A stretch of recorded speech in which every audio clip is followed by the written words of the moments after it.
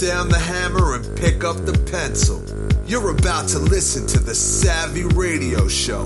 Learn from real-life real estate investors, experience revealed with the savvy landlord as your host. Hey, party people. Man, we're on a roll, right? I don't know. But you tuned into The Savvy Radio Show, and I'm excited. Hopefully I can drop some helpful knowledge, probably stuff you already know. Maybe you need a little juice up in your life. It may be a Monday for you. Maybe it's a Friday. I don't know. But we're going to break off time management.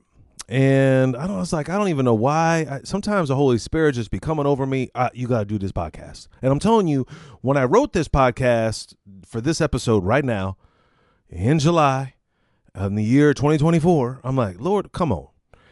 And I actually, before I even started working on this podcast, I went to my old podcast and I just typed in the word time management. In episode number 40, 40 back in December of 2015. Golly, I'm old. But it was called Time Management Secrets, Top 10 Tips to Get It Done. Well, whatever. I didn't listen to that podcast. It looked like I had put a lot of work in it. I actually looked at my notes and I was like, oh, okay, cool. But I think in 2024, time management is incredibly important, right? And you need to work on it. I need to work on it. I work on it all the time. And there's a lot of controversy over time management. Hacks. I threw the word hack up there just to be cool, right? This may affect you. I mean, this is a debate on time management classes. And as I've grown over time, I've really just, you got to work what's best for you. And there's a lot of naysayers about time management classes. And I actually took a time management class like forever ago with my boy, Brian Hannawalt, who's a super entrepreneur. And I remember when he was like, hey man, I'm gonna take this class. I'm like, yeah, man. Yeah, I'm in. It's $100. $100. This is 20 years ago. And to this day, I still remember some of those time management tips. And I was like, and back now, $100 for a class is like, is it too good to be true? It's a funnel. They're going to try to sell me an upsell. I'm telling you, the more you know, the more you make. But what you can't get, you can make more money, right? You can create more opportunities, but you cannot create time. Everyone has the same amount of time. The difference is what you do with the time that matters. I'm telling you, at 50, time is the asset. Time to me is worth more money. And I'll break that off in here somewhere about what just happened to me at Walmart. I know, Walmart. Yep. You can always make more money, but you cannot earn or make or buy more time. So let's get started in it. All right, here's 8 tips of management hacks. All right, and this is just kind of my own collaboration. You know, there's probably something like this on the internet somewhere, so I can't claim all this is all original. And I didn't really spend a lot of time on this, so this is why it's kind of all over the place. But number one, and let's just get started back to the Walmart thing because I don't want to leave you on a cliffhanger. But, you know, you've talked, if you listen to any of my podcasts from years ago, I used to just beat you up about about cutting your own grass. And I'm hanging out on the couch and I'm thinking, oh man, tomorrow I got to go to Walmart. How am I going to get to Walmart? When am I going to get to Walmart? And then I was actually caught up, and it's a Thursday night, and I'm like, oh man, I got stuff going on. I got some meetings on Friday, and I'm just going to order it. And it's only $10. I mean, you can subscribe to the thing and it's free to delivery, but you can pay $10. So I'm already a subscriber, but it was late at night. It was 7:00 at night. And I was like, I don't want to mess with this tomorrow. It's 100 degrees. I'll just pay the extra money to get it delivered tonight within 3-hour window. If you don't do it organized enough. All right, whatever. And then I did a $10 tip. So it cost me an extra $15. Okay.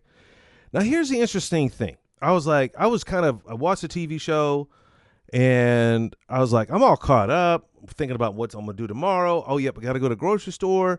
And this is fire. So I just sit there on my phone within 15 minutes, not even 10, maybe 3, 5. I don't know. I made my order and I clicked a button. And then I'm like, man, I'm all caught up. What's my next priority? Boom, a podcast. And by the time I was done with this other podcast, writing the podcast, my groceries were delivered. I mean, it was like 30 minutes. It was just fire. And I'm telling you, for me to get in my car, drive 15 minutes, get shot maybe at Walmart, it gets scraped at the parking lot, and then check out and deal with some self-checkout BS, you feel me? And then drive 15 minutes. It's impossible. But I got this podcast done. I actually got almost 2 podcasts done. I got 2 written done. Time management skills. All right? I don't know why I had to break that off to you because I'm so excited because this is the podcast that I was able to produce because I had the membership, the little grocery delivery membership. Stop being stingy. Your time is worth way more than $10. And how much time did I save? Come on, work with me. All right, here's the 8 time management hacks. Or skills or whatever. Number 1, routine. I'm telling you, I got a routine. I get my clothes out the night before. How you feel me now? Pre-planned schedule. I look at my schedule the night before. Plan as much as possible before. I even, as I travel a lot lately, I even have a template of exactly what to do for my, like, how did you book your plane ticket? Do you have your rental car? Do you have the hotel? Is there an Orange Theory at that location? Is there a Planet Fitness?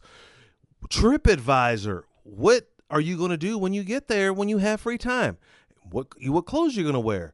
What's your image? What do you, blah, blah, blah. Got me. Pre-planned, far ahead. All right. Number 2, I know this is going to sound crazy, but you got to feel me on this one. Now, you got to take a nap. You can Google this up all day long, from Thomas Edison to all the players, Richard Branson. I even think Elon Musk too. They all take naps. Number 2, and I'm not talking about naps in your hair. I'm talking about naps in a bed.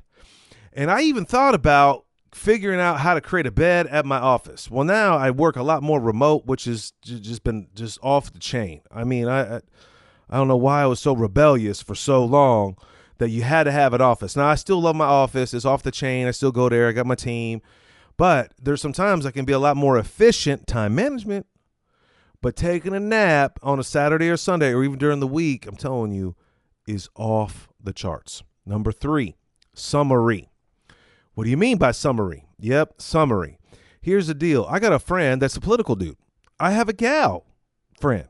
She's a friend. In my office, that's a political girl. A couple of these little girls. A couple of them Democrats, a couple of them Republican, whatever. But you know what the cool thing is? They give me the synopsis. They give me the summary of I'm like, who's going to be the president? Boom. One says this, one says that. Then it's a summary. You can go to blink.com, Blink List, a summary of her book. Now, I'm not saying that you should do that. I love listening to audiobooks. People ask me all the time, do you listen to podcasts? No, not really. I can't remember last time I listened to a podcast, and I even do a podcast. Isn't that wild? I almost feel hypocritical. Now, the reason why is I enjoy the audiobook. I get the whole experience. I think podcasts are off the chain because I do one. But the Blink List is a great resource. There's a bunch of summary apps out there, and I kind of get a gist of the book sometimes, and then I go get the book, or I already read the book 3 or 4 years ago, like Good to Great by Jim Collins, and I'm mentoring somebody right now that's taking a business public. I could help that person with the summary, okay? It speeds up a lot of time management. Number 4, this has been this discovery in my own world. No, say no. And I gotta tell you this, and I'll break it down a little bit harder but Warren Buffett, the co-founder, you know who the dude is, right? He said in an interview one time, people are going to want your time. It's the only thing you can't buy. I can buy anything I want. This dude said that basically, but I can't buy my time. If that dude said it, whatever. I'm not that type of investor. But here's the thing. I realize I'm 50. I realized just recently that I have been this giant, super duper people pleaser. And it's probably going to start coming out in some podcasts here pretty soon. These last 2 books I'm reading, I'm telling you, have just really altered my whole thinking about being a better leader and saying no and doing certain things, and not to please people and it's just not the podcast for this, but you got to just get in the habit of saying no. And I know that you want to make people feel good. I know you're in the ministry, but you got to get yourself right first before you can be better for somebody else. I don't know if that's a quote, but I just said it. I don't even know if I can say it again. But you got to get your stuff right. And sometimes you got to say no. I tell my children no a lot. I'm in the bathroom. No, don't talk to me right now. I'm in the bathroom. No. Start saying no. No, no, no, no. Hey, man, could you go? No. Can you? No. Hey, man, you want to come? No, no. But again, you got to listen to my last podcast. You got to know your why. You got to know what you're doing. Okay. Number 5. Back to number 4. Don't let people steal your time. Tell them no. Number 5, chunking down tasks. You've heard this before. But a lot of our stress is because we're thinking of too many things at one time. That's me.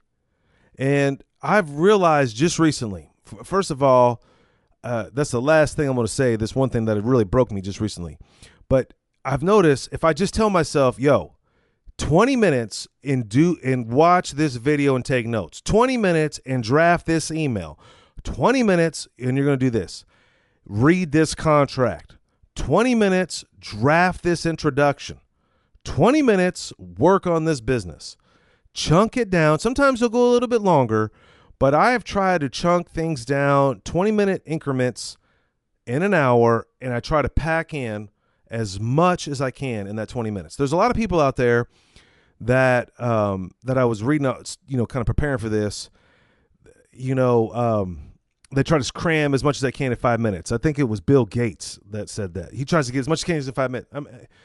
Whatever works for you, but for me, it's just logical. I can do something for 20 minutes, something that I don't want to do. Number 6, you got to do day theming. What is that?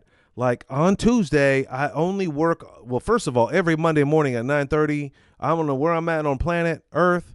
I am working on my financial statement. And it's been a several-year endeavor, and I get my financial statement done, especially every quarter.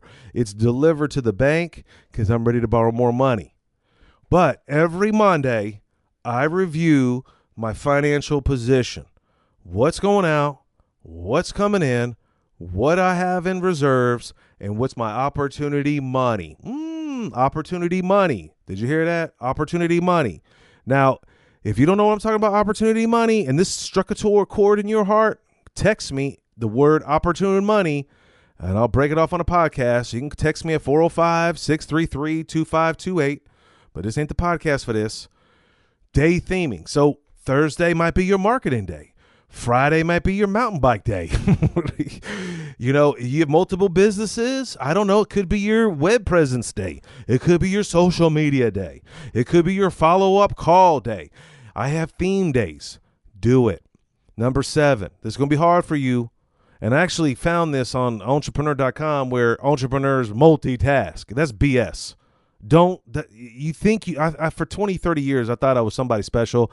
And I realized as I go back and reflect on my life and, oh, man, you've done so much, VanCauwenbergh. You wrote in books and you have a podcast and you've owned this business. I'm telling you, if I just probably focus on one damn thing, it would probably be super successful. I got a lot of mediocre stuff going on. It's because I keep multitasking, and that's going back to the 20%. Maybe I got ADHD, or ADD, or whatever the frick you want to call it. Stop multitasking. Just sit the F down 20 minutes. I'm going to do this, and that's it. I'm going to work on my operating agreement. And then number 8, big one, deadlines. Do not finish to start something. You got to finish to start something else. And I added the word deadlines. I have started putting deadline. July 1st, this is going to happen. By this date, this is going to happen. My mind goes into overdrive. But I just recently studied probably Brian Tracy or something, and something just broke me. And it's like, do not start the next project until you finish a project. And I'm like, damn, how many times have I done that? Oh, God. Do not. So right now, in my little world, I'm holding true to this comment. And please be accountable to me. I'm in the process. I just started construction on a new restaurant. I know we can get into this later. Text me if you want to talk about that. But I'm really turning down every situation unless it's about money. I'm like, not money, like, you know, like maybe giving me money or loaning money. I pause for a minute for there. But I'm not doing anything else until I get this restaurant open. And it's interesting. And it's a daily activity, the 20-minute windows. But I'm not going to start anything new until I finish this first. Anyway, hopefully this impacted you. Let's go through it one more time, fast and furious. 1, routine and pre-plan. 2, take a nap. 3, get someone else to summarize. Leverage someone else's time to tell you what's going on. You can hire a VA for this. You can hire an assistant for that. You should get summaries. I need a 1-page summary. I need a paragraph. Tell me what's going on. Number 4, NO. I broke that down. 5, Chucky. Chuck it down, big baby. You can do it. Chuck it down. 6, day theming. Think of Disney World. It's a theme. You know, these Airbnbs, there's a theme. If you went to Sedona with us, and if you're listening to this podcast, we went to this Airbnb. It was 5 bedrooms. Each one had a theme. There was one that was a risque theme, if you know what I mean. Number 7, stop multitasking. Number 8, finish to start and put deadlines on it. Anyway, this is your friend, Steve VanCauwenbergh. Go to savvypodcast.com. Leave me a comment. Tell me if this worked for you. Tell me this is whack. Like maybe some criticism. Text your boy. Let me know what's going on. But whatever you do around this planet, I don't care where are you. Start figuring out how to buy assets. Thanks for listening to the Savvy Radio Show. Glide online and listen to our other motivating episodes at savvyradioshow.com. Connect on Twitter at LandlordBook and always be buying assets.